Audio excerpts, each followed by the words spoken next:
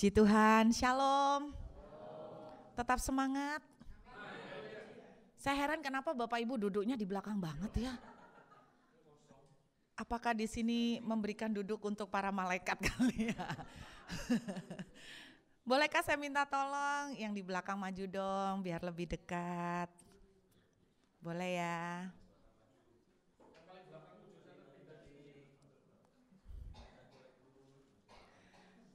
Saya kan ikut sekolah nih, childcare, Bapak Ibu. Tiba-tiba guru saya beberapa hari yang lalu ngomong gini, orang yang suka duduk di belakang, pasti punya modus.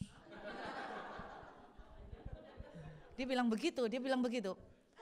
Modusnya gimana? Kok misalnya kepengen makan kan gini, kan di belakang kan enak.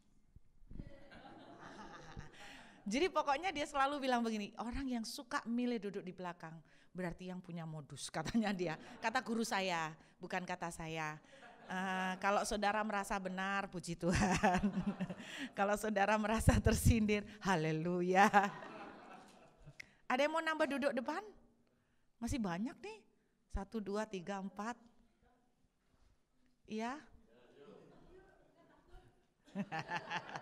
Saudara, tadi malam saya ada Zoom Bible Study, sudah jalan 5 bulan ini, kurang 1 bulan. Bible Study saya ini pada awal membuat, suami saya sempat berkali-kali memberikan masukan, karena Bible Study yang saya adakan kali ini lumayan sensitif, yaitu tentang mendengar suara Tuhan. Nah, suami saya takut munculnya Mama Loren, orang-orang yang dalam tanda kutip seperti sok-sok ngeroh, nggak mau lagi dikasih tahu, merasa sudah bisa mendengar suara Tuhan dan sebagainya. Memang itu ada sisi dangernya, resikonya. Nah, selama 5 bulan lebih ini saya setiap kali mengajar mereka tentang bagaimana kita belajar menangkap dengan peka kehendak Tuhan. Dari sejak awal mulai sampai sudah jalan 5 bulan ini, berkali-kali saya banyak sekali tema-tema dan topik-topik yang saya masukkan adalah mengenai karakter, mengenai pendidikan karakter. Karena saya melihat bahwa kalau kita itu belajar mendengar suara Tuhan, kalau kita nggak diimbangin dengan karakter, hasilnya akan disaster. Jadi tadi malam waktu pertemuan sudah memasuki 5 bulan, tinggal 1 bulan lagi dan mereka teriak-teriak untuk minta tidak diberhentikan. Tadi malam saya mendengar banyak sekali breakthrough yang terjadi pada anak-anak Bible Study. Dan breakthrough-nya tidak main-main Bapak Ibu. Breakthrough-nya spektakuler. Saya mendengar kesaksian mereka, bagaimana mereka mendengar Tuhan berbicara, lalu kemudian mereka melakukannya dan penjebolan terjadi. Itu yang saya dengar, makanya tadi malam saya sangat excited. Dan tadi malam kita ada membahas tentang covenant, yaitu perjanjian. Bapak Ibu tahu enggak, Tuhan itu kalau sudah memberikan janji, Tuhan itu pasti menepati. Berapa banyak kalimat di ayat-ayat firman, He will never fail. We will fail, but He will never fail. Jadi tadi malam kami membahas tentang covenant atau perjanjian. Bahwa Tuhan kalau sudah berjanji tidak pernah mengingkari, membatalkan. Ada salah satu anak rohani saya, tadi malam cerita, dia kesaksian, kira-kira 4 bulan yang lalu, dia bilang begini, 4 bulan yang lalu, Cece berdoa buat saya dan istri. Dan kebetulan mereka berdua kerjaannya di medsos, dalam dunia medsos. Kemudian dia cerita begini, 4 bulan yang lalu Cece pernah menyampaikan bahwa Tuhan memberikan satu janji bahwa kami berdua ini akan menjadi influencer secara nasional, bukan hanya sekelompok kecil. Nah, mereka selama ini menjadi influencer secara kelompok kecil di kalangan mama-mama muda, parenting. Nah, kemudian dia tuh berpikir begini, bagaimana mungkin aku tuh bisa menjadi influencer nasional. Nah, dia cerita betapa susahnya untuk mengangkat jumlah follower di Instagram.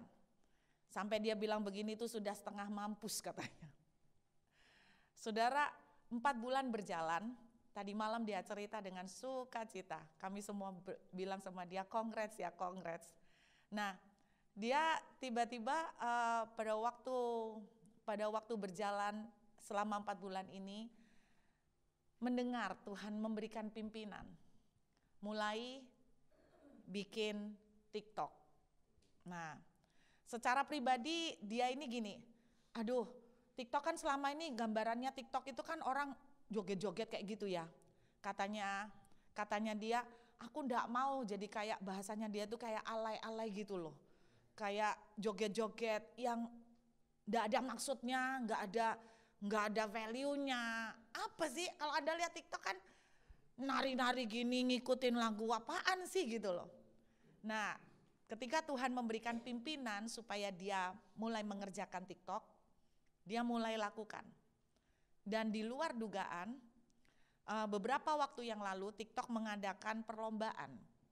Perlombaannya yaitu TikTok pintar atau apa saya kurang tahu. Nah, itu total hadiahnya 400 juta lebih. Nah, kemudian singkat cerita, dia tuh bilang begini, bagaimana mungkin aku tuh bisa menang? Karena dia baru terjun bikin TikTok. Dia lihat orang-orang yang daftar ikut itu, waduh, banyak banget. Dan followernya bukan jutaan tok, wah udah sampai banyak banget. Dia bilang, secara manusia sih gak mungkin menang.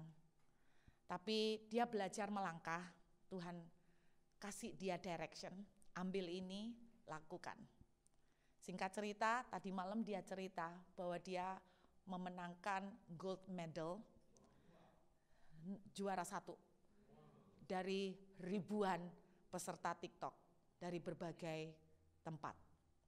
Saudara bisa bayangkan, dia bilang begini, Tuhan itu kalau sudah janji, tidak akan pernah mengingkari. Minggu lalu waktu di Hammersley, saya pernah sharing satu ayat tentang covenant. Coba Bapak Ibu buka, saya cuma ingin mengulang dikit aja, Kejadian 16. Ayat yang ke-9 dan ayat yang ke-10. Saudara, Kejadian 16, ayat 9 dan ayat 10. Lalu kata malaikat Tuhan kepadanya, kembalilah kepada nyonyamu, biarkanlah engkau ditindas di bawah kekuasaannya. Lagi kata malaikat Tuhan kepadanya, aku akan membuat sangat banyak keturunanmu, sehingga tidak dapat dihitung karena banyaknya. Saya pernah sharing waktu di Hammersley, kenapa ya Tuhan itu masih mengucapkan perkataan berkat seperti ini. Saudara tahu cerita ini adalah cerita Hagar diusir oleh Abraham bersama dengan Ismail. Diusir. Lalu kemudian dia menangis. Di tengah perjalanan Ismail sekarat, kekurangan air. Malaikat Tuhan menemuin dan bilang begini, kamu kembali kepada nyonyamu, biarkan kamu ditindas. Lalu Tuhan memberikan sebuah janji bahwa Tuhan akan memberkati keturunannya, yaitu Ismail, oke? Dan memberkati sehingga tidak dapat dihitung karena banyaknya. Bapak Ibu bisa melihat janji ini tergenapi? Saya sempat mikir kenapa Tuhan memberkati dengan janji yang begitu dahsyat. Keturunanmu akan kubuat sangat banyak. Jawabannya sederhana. Karena Tuhan pernah ngomong sama Abraham, aku akan memberkati keturunanmu sebanyak bintang di langit dan pasir di tepi laut. Betul? Tuhan tidak bilang, aku akan memberkati keturunanmu yang dari Sarah. Tuhan tidak pernah bilang. Tuhan bilangnya, aku memberkati semua keturunanmu. Jadi kalau Abraham punya 10 istri, maka 10 istri melahirkan keturunan, semuanya pasti akan jadi bangsa yang jumlahnya besar. Kenapa? Karena Tuhan sudah janji. Amin. Saya pernah cerita minggu lalu, Tuhan juga janji di dalam kitab Samuel bahwa keturunannya Daud akan terus duduk di tahta, jadi dalam kerajaan. Nah, banyak orang tidak tahu karena mereka berpikir hari ini tidak ada keturunan Daud duduk di tahta. Bukan karena tidak ada, cuman karena kita tidak tahu. Keturunan dari Ratu Elizabeth adalah keturunan dari garisnya Daud. Jadi Tuhan menepati janji. Sampai hari ini janji Tuhan ditepati. Keturunan Raja Daud akan tetap duduk di tahta. Bukan hidup tok loh, duduk di tahta. Keluarga Queen Elizabeth, kerajaan England, itu adalah keturunan Raja Daud. Jadi Tuhan menepati. Saya ngomong begini sama teman-teman di Bible Study. Ternyata ya, Tuhan tuh enggak kayak kita. Kalau kita itu beda. Misalnya nih, apa bedanya covenant sama janji nih? Kalau covenant tuh lebih kuat. Ibaratnya orang pakai lawyer, pakai meterai yang enggak mungkin dibatalkan. Covenant tidak mungkin batal. Tapi covenant bisa tertunda. Saya ulangin.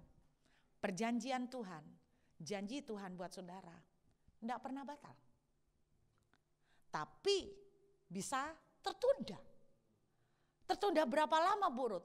Wow, depend. Tuhan janji sama orang Israel, kamu akan masuk tanah perjanjian. Generasi pertama nggak menerima. Betul? Nggak berhasil masuk tanah perjanjian. Bukan karena batalkan loh. Tapi tertunda. Tertunda sampai kapan? Sampai mereka mati. Jadi mereka nggak dapat. Yang dapat keturunannya. Lumayan keturunannya daripada orang lain. Tetapi Tuhan tidak pernah batalkan. Anda bisa nangkep. Apa yang Tuhan janjikan pada Bapak Ibu, Tuhan tidak pernah batalkan. Beda sama manusia. Sarah sama Abraham jelas-jelas salah loh. Tapi Tuhan tidak pernah cancel. Gila enggak? Amazing. He is faithful. Dia setia. Saudara dan saya yang tidak setia. Makanya kalau nerima janji dari orang, jangan terlalu diharapkan. Karena time can change everyone. Hari ini nanti Burut tak biayai makan. Setelah lihat kok tanjak. Jadi, nggak ada jadi, tak batalin atau tak kurangin, lumayanlah dikurangin. Yang paling parah cancel, waduh. Untung Tuhan itu bukan kayak saudara dan saya. Kalau Tuhan berjanji, Tuhan akan menyertai saudara selama di Australia. Dia akan menepatin janjinya. Di awal lockdown, saya ingat Tuhan memberi saya penglihatan berupa tembok yang tinggi sekali. Saya berusaha manjat untuk intip apa yang ada di luar tembok, tidak bisa. Tapi di balik tembok, saya terjebak bersama seluruh keluarga. Saya masih ingat bulan Maret saya mendapatkan penglihatan itu. Semua penglihatan itu tak catat. Saya melihat di depan saya ada piring gede sekali yang tingginya segini. Dan di atas piring itu ada berbagai makanan yang lezat. Steak, ikan, sehat semuanya. Tuhan bilang begini, nggak usah lihat-lihat dan cari tahu yang di balik tembok.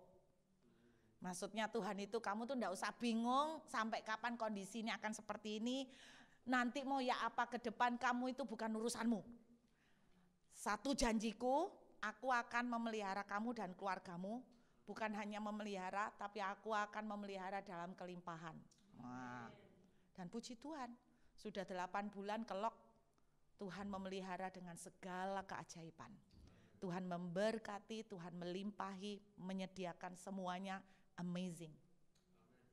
Itu yang saya bilang. Bahkan beberapa minggu lalu saya ngomong sama Bapak Ibu, tiba-tiba ada orang disuruh Tuhan untuk take responsible untuk seluruh keperluan grocery needs keluarga kami. Tuhan provide, Dia menepati janji. Saya sekali lagi bilang, Tuhan tidak pernah cancel. Tapi postpone, iya. Delay, iya. Tapi bukan karena Tuhan. Tuhan bilang begini, adakah aku berlambat-lambat sebelum memberikan pertolongan? Enggak. Lalu yang bikin delay apa? Saudara dan saya. Oke. Abraham dan Sarah delay untuk menerima Ishak karena kesalahan Abraham dan Sarah. Ada anak-anak di Bible study juga tanya beberapa waktu yang lalu. Tuhan ngomong sama Abraham, keturunanmu akan menjadi budak selama 350 tahun. Tetapi dalam kenyataannya tidak 350 tahun, jadi 400 tahun lebih. Why? Saudara tahulah, karena kesalahan kita. Nah, ini yang saya mau bagikan pada Bapak Ibu. Ada banyak penundaan terjadi di dalam penggenapan janji Tuhan, bukan karena Tuhan, tapi karena saudara dan saya. Saya mau share sedikit, enggak tahu kenapa Tuhan taruh ini begitu kuat pagi ini. Sebetulnya saya menyiapkan khotbah pagi ini beda, tapi tiba-tiba Tuhan berbicara, ganti nak, aku mau berbicara buat mereka. Dalam Kejadian 49, kita akan lihat Bapak Ibu, Kejadian pasal yang ke-49. Kita lihat ayat yang ke-22 sampai dengan 25. Saudara, Yakub sebelum mati, dia mendoakan anaknya satu-satu. Dan setiap anaknya didoakan dengan blessing yang berbeda-beda. Mari kita lihat tentang Yusuf. Ayat 22 sampai 25. Yusuf adalah seperti pohon buah-buahan yang muda. Pohon buah-buahan yang muda pada mata air, dahan-dahannya naik mengatasi tembok. Walaupun pemanah-pemanah telah mengusiknya, memanahnya, dan menyerbunya. Namun panahnya tetap kokoh dan lengan tangannya tinggal liat. Oleh pertolongan yang maha kuat pelindung Yakub, oleh sebab gembalanya gunung batu Israel, oleh Allah ayahmu yang akan menolong kau, dan oleh Allah yang maha kuasa yang akan memberkati engkau dengan berkat dari langit di atas, dengan berkat samudera raya yang letaknya di bawah, dengan berkat buah dada dan kandungan. Saudara, kalau Anda lihat ayat sampai selanjutnya, itu berkatnya Yusuf luar biasa berlimpah-limpah. Saudara, Anda tahu enggak, waktu kejadian Yusuf ketemu Firaun, itu kalau dipikir-pikir lucu ya. Yusuf masuk ke ruangan Firaun dengan pakai pakaian narapidana. Bisa nangkep? Setengah jam kemudian, dia keluar menjadi orang paling berkuasa di Mesir setelah Firaun. Hanya dalam setengah jam, Tuhan bisa mengubah nasib. Bapak Ibu percaya gitu? Hanya dengan waktu setengah jam, Tuhan bisa merubah nasib Bapak Ibu dan saya yang tadi di bawah tiba-tiba ke atas. Cuman butuh setengah jam. Enggak sampai. Setengah jam masuk sebagai narapidana, keluar sebagai orang penguasa terkuat setelah Firaun. Keren ya? Buat Tuhan untuk mengubah nasib saudara dan saya dalam sekejap itu terlalu sangat mudah. Tapi Anda harus tahu kenapa Yusuf dalam setengah jam bisa dirubah nasibnya. Untuk Tuhan membawa Yusuf setengah jam dirubah nasibnya, Tuhan memerlukan sekitar 13 tahun. Sejak dari Yusuf mendapatkan mimpi, dia melihat matahari, bulan semuanya menyembah dia. Dia begitu arogan, pamerkan pakaiannya yang serba mewah. Tuhan memerlukan waktu 13 tahun untuk Yusuf bisa keluar menjadi penguasa hebat di Mesir. Saudara, Yakub bilang begini mengenai anaknya Yusuf. Dengarkan baik-baik. Inilah salah satu penghalang yang bisa menghalangi penundaan terjadi. Janji Tuhan tidak pernah batal. Janji Tuhan iya dan amin. Tapi janji Tuhan bisa lama sekali tergenapinya. Bukan karena Tuhan, tetapi karena saudara dan saya. Kita akan belajar dari pribadi yang namanya Yusuf. Alkitab bilang begini dari ayat 22. Yusuf seperti pohon buah-buahan yang muda. Pohon buah-buahan yang muda pada mata air. Namanya pohon buah-buahan muda berarti karena memang Yusuf umurnya muda banget. Oke ya, lihat nih, dahan-dahannya naik mengatasi tembok. Wah, ini blessingnya, gambaran Yusuf. Bapak Ibu, kalau orang digambarkan pohon yang dahannya sampai naik mengatasi tembok, ini saya bayangkan gini ya. Kalau di Indonesia, kalau di Australia saya nggak tahu.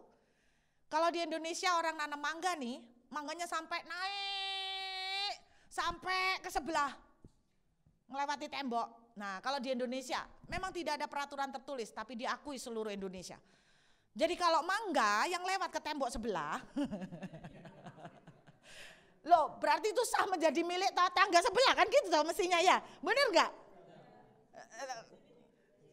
Di sini juga ya, lemon yang sampai ke sebelah berarti menjadi milik sebelah juga boleh kan? Border udah dibuka. Iya kan saudara ya? Lah, Anda bayangkan Yusuf ini digambarkan sampai mengatasi tembok, berarti lebat banget. Kan gitu dong ceritanya. Lebat banget, sangat subur, sangat diberkati. Oke? Tapi Anda tahu ayat 22 bisa terjadi karena ayat 23. Coba kita lihat. Ini loh rahasianya, kenapa Yusuf bisa sampai diberkati seperti itu, sampai mengatasi border. Berkatnya kemana-mana nih, utara, selatan, timur, dan barat. Loh iya toh, mengatasi tembok kan berarti tembok kanan kan, tembok kiri, mengatasi semua. Berarti sangat luar biasa diberkati. Kenapa? Ayat 23, ini kata bapaknya. Bapaknya juga peka dengan Tuhan, saudara. Walaupun pemanah-pemanah mengusiknya. Ini loh rahasianya Yusuf. Walaupun pemanah-pemanah mengusiknya. Dalam terjemahan bahasa Inggris dituliskan begini. Nah itu ya, kita lihat. The archers have sorely grieved him. Jadi ada banyak pemanah-pemanah benci sama dia. Gak suka. Terus kemudian shot at him. Nah ini dijelaskan lagi. And hated him. Lihat nih. Jadi ada banyak orang-orang yang ngincer dia. Gak suka sama dia. Gak suka. Saya gak tahu. Apakah menurut Bapak Ibu banyak yang tidak suka sama saudara? Banyak? Banyak. Kalau begitu Anda punya potensi seperti Yusuf. Loh iya, jadi penguasa gitu kan. Oke. But his bow, Alkitab dengan jelas menuliskan. Apanya? Busurnya about in strength. Anda perhatikan kata abide, about itu stay, remain. Tidak bergerak kemana-mana. Oke. Terus kemudian and the arm of his hand were made strong. Jadi tangannya dia dibikin kuat oleh tangan Tuhan. Anda bayangkan. Pemanah-pemanah ini ngincer dia. Bukan ngincer, nembak. Nembak dia nih. Tetapi busurnya tetap di tempatnya. Saudara tahu artinya? Saudara tahu artinya busurnya tetap di tempatnya, busurnya. Gini loh, cenglinya kalau saudara melihat ada pemanah mau nembak saudara, apa yang Bapak Ibu lakukan? Ya busurnya diambil kan? Bener gak? Panahnya diambil kan? Ngapain? Gak mungkin buat dancing kan? Terus buat apa? Buat balas kan? Tapi apa yang terjadi pada Yusuf? Busurnya tetap di tempatnya. Tangannya dikuatkan sama Tuhan. Berarti apa? Sebetulnya dia juga sakit. Tapi Alkitab mengatakan tangannya dikuatkan oleh Tuhan. Ini rahasianya. Terus kemudian Anda lihat, baca nih, keren banget nih Yusuf. Namun panahnya tetap kokoh dan lengan tangannya, tinggal lihat. Di bahasa Indonesia panahnya tetap kokoh, kurang jelas kan? Tapi kalau bahasa Inggrisnya tetap tinggal di tempatnya, tidak bergerak kemana-mana. Oleh pertolongan yang maha kuat pelindung Yakub, oleh sebab gembalanya gunung batu Israel, oleh Allah Yahmu yang akan menolong engkau. Jadi Dia nguatin diri nih ceritanya, dikuatkan oleh Tuhan karena dia berharap pada pertolongan Tuhan dan pembelaan Tuhan. Bapak Ibu, salah satu penghalang dari penggenapan janji Tuhan yaitu karena ego dan pride saudara dan saya. Saudara, saya tiba-tiba Tuhan bicara tadi waktu duduk. Ketika Tuhan menemukan seorang yang bisa merendah. Orang yang bisa kayak Yusuf. Busurnya tetap dibiarin, dia enggak panah. Saudara, ini jangan diartikan bahwa Anda mengambil busur terus mau panah, itu cuma sekedar Anda mau bunuh, bukan. Anda kepengen balas balik, Anda kepengen, enggak bisa, dia keterlaluan. Nah ini kan mengeluarkan panah kan juga, benar enggak? Kata-kata yang pahit, kata-kata yang mengkritik, itu juga panah. Tapi busur dan panah Yusuf tetap di tempatnya, enggak bergerak kemana-mana. Kayak orang bodoh. Tetapi saudara, Tuhan mengangkat dia di dalam kemuliaan yang luar biasa.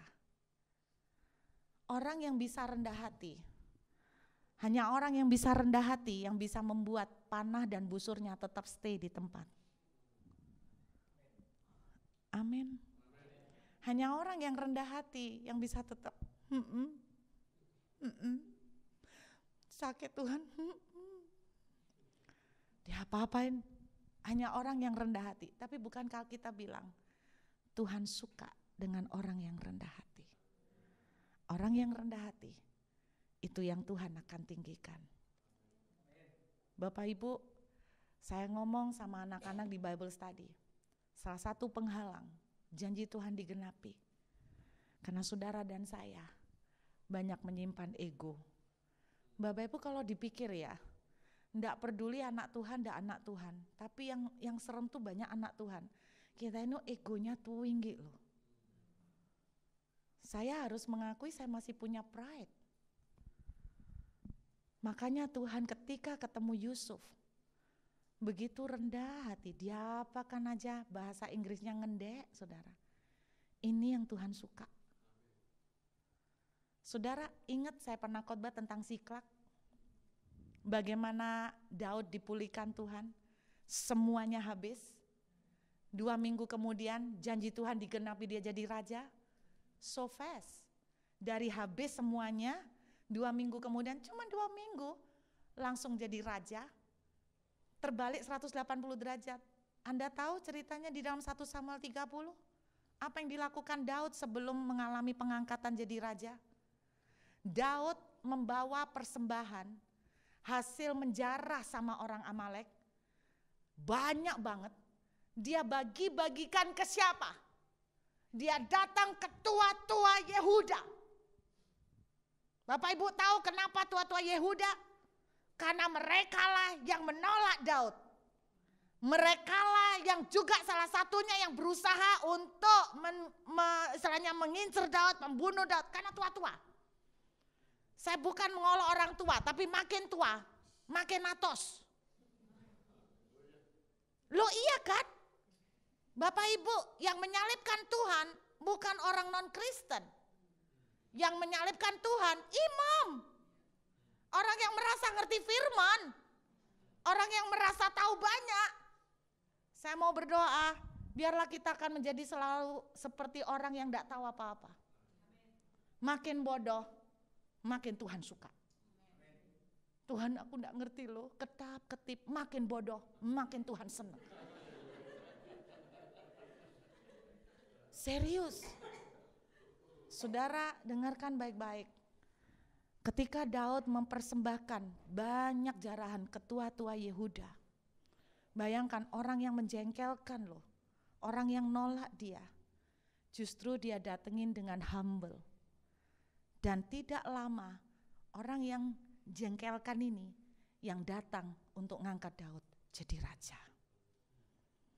Seandainya di dalam penjara Yusuf itu masih jengkel dan kepahitan kepada saudara-saudaranya, Tuhan tidak akan membiarkan dia keluar.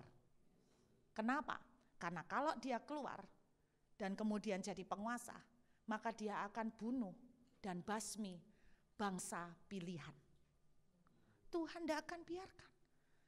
Kalau Tuhan tahu Yusuf belum selesai, belum beres, saya yakin Tuhan akan membiarkan Yusuf sampai mati di penjara, tidak akan jadi penguasa.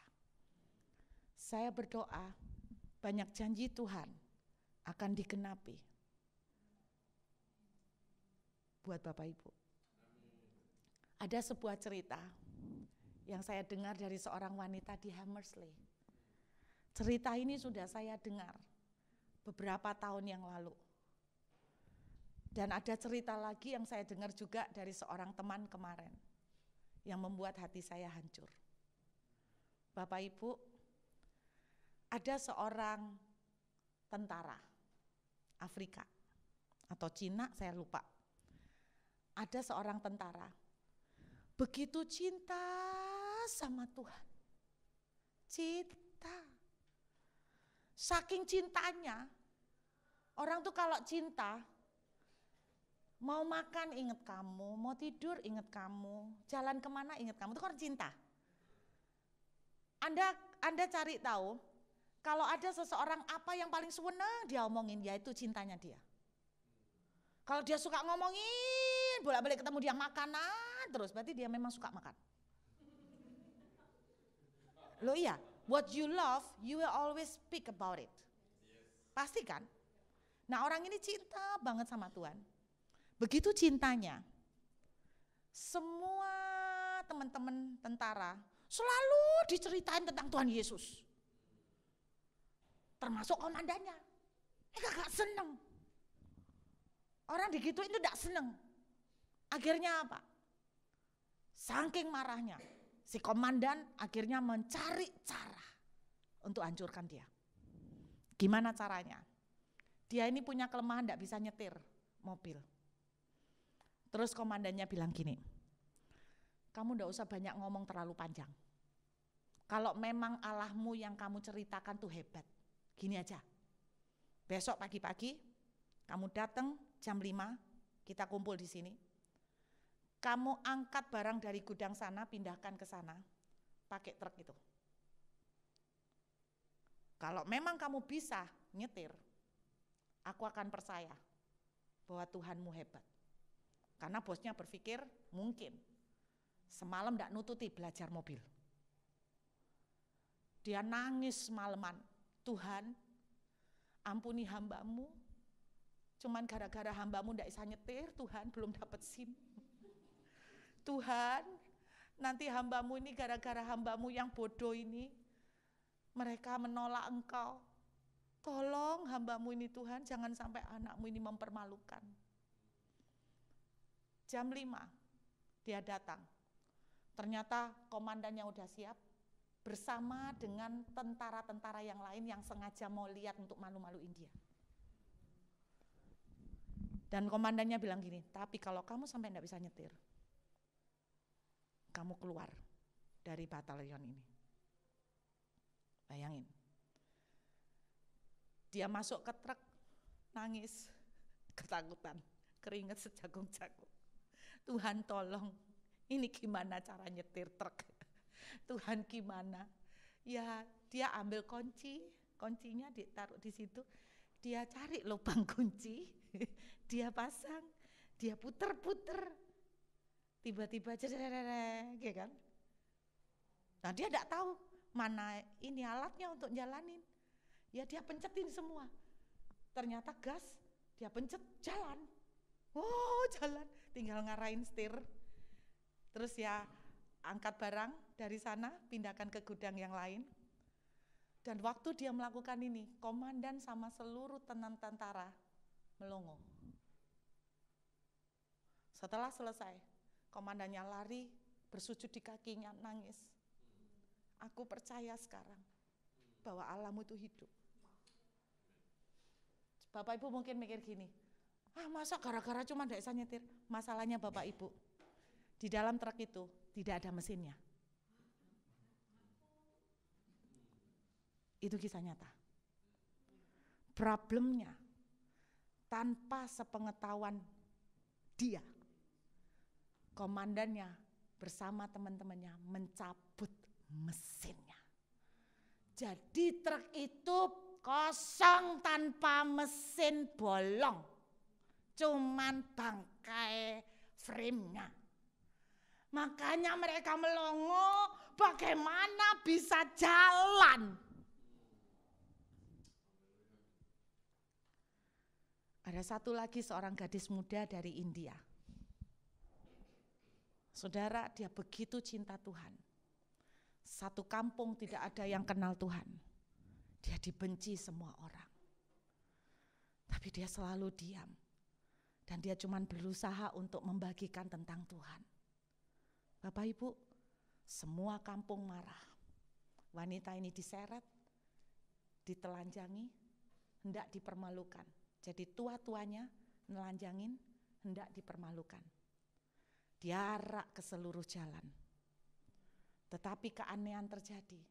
Semua orang di kampung itu melihat gadis muda ini pakai pakaian putih yang cantik dan indah, dan tidak seorang pun bisa melihat ketelanjangannya. Itu dua-dua kisah nyata.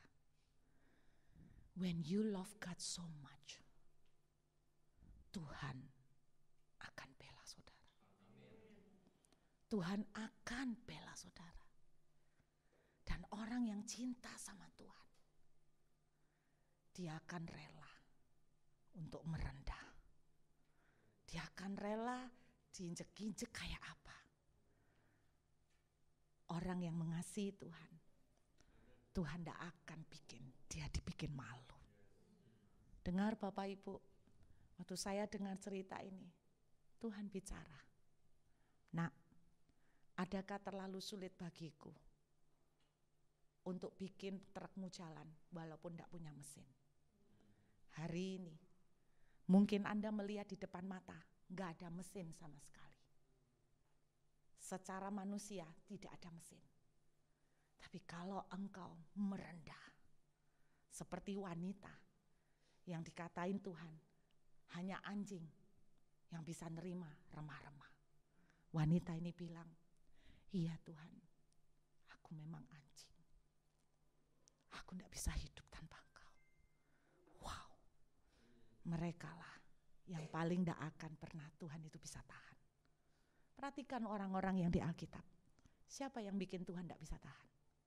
Orang-orang yang ngendek. Maria yang duduk di kaki Tuhan. Saya tidak tahu Bapak Ibu, rendahkan dirimu. Be humble. Kalau ada orang yang menyakiti saudara, bukan tangan Tuhan tidak mau memberkati. Please, release. Jangan biarkan busurmu diangkat. Jangan biarkan panahmu digerakkan. Let the hands of God help you, support you. Bahkan sekalipun, Bapak Ibu dengar, sekalipun seluruh orang-orang di sekitar kita itu tidak tolong kita. Tidak butuh mesin, Tuhan bisa gerakin truk. Amin.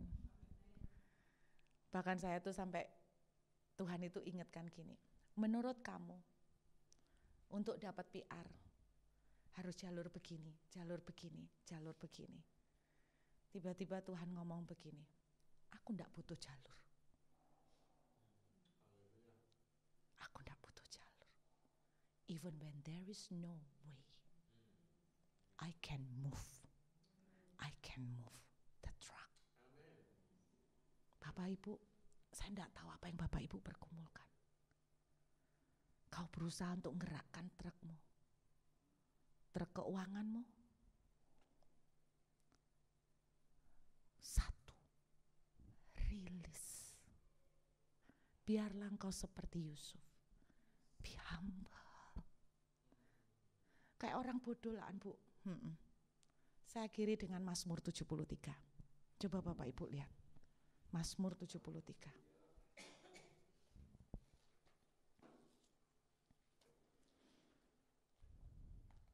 Mazmur 73, saudara. Ayat 21.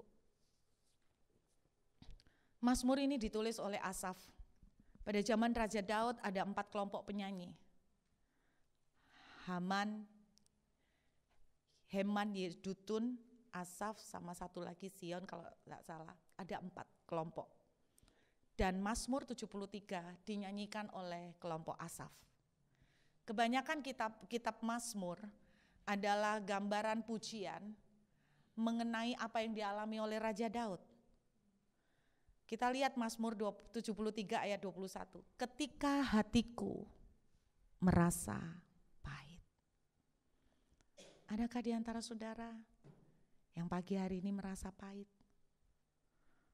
Pahit dengan keadaan, pahit karena seseorang.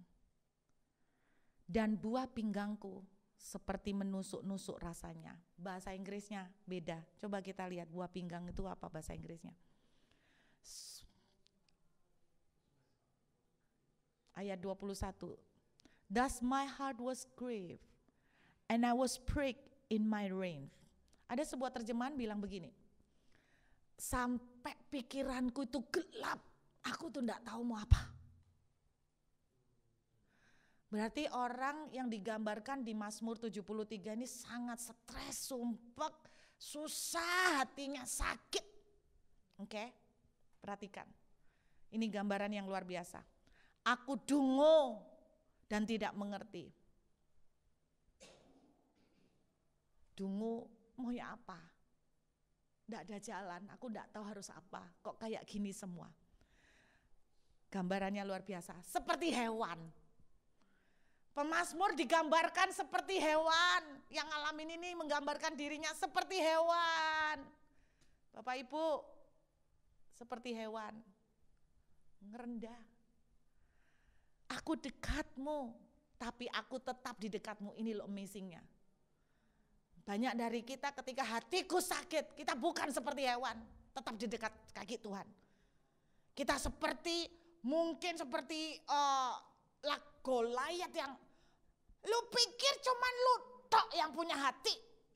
Gua juga bisa sakit, enak aja lu begini terus. Nah ini bukan seperti hewan saudara. Kan hewan gak bisa begini ya. Seperti hewan, aku ada di dekatmu, tapi aku tetap di dekatmu. Nah, banyak orang ketika sakit, sumpek, mereka menjauh dari Tuhan, malas sembahyang. Anda justru salah. Ini pemazmur, aku tetap di dekatmu. Terus kemudian engkau memegang tangan kananku. Lihat ayat 24, dengan nasihatmu engkau menuntun aku dan kemudian engkau mengangkat aku ke dalam. Ketika engkau humble, Tuhan, aku sedih, aku susah, tapi aku mau nurut, aku butuh engkau, aku tidak bisa jalan tanpa engkau. Kayak orang bodoh, tetapi janji Tuhan, tangannya akan mengangkat kita, dinaikkan ke dalam kemuliaan. Bapak Ibu, saya berdoa pagi ini, saudara yang sedang menunggu janji Tuhan, Tuhan tidak pernah batalkan. Kitalah yang membuat tertunda. Bagian saudara dan saya, biarlah kita seperti Yusuf. So humble, so vulnerable, begitu rentan dalam arti dia apa-apain, kayak orang bodoh. Tuhan itu kalau lihat anaknya tuh cinta banget sampai kayak gitu, kayak Maria. Tuhan, seandainya aku ada di sini, saudaraku tidak akan mati. Ngendek di kaki Tuhan. Tuhan tidak tahan, hatinya maskul. Saya berdoa, saya tidak tahu kenapa Tuhan merubah khotbah yang saya siapkan. Dan Tuhan bilang, share about this. Tuhan mencari orang-orang yang rendah hati.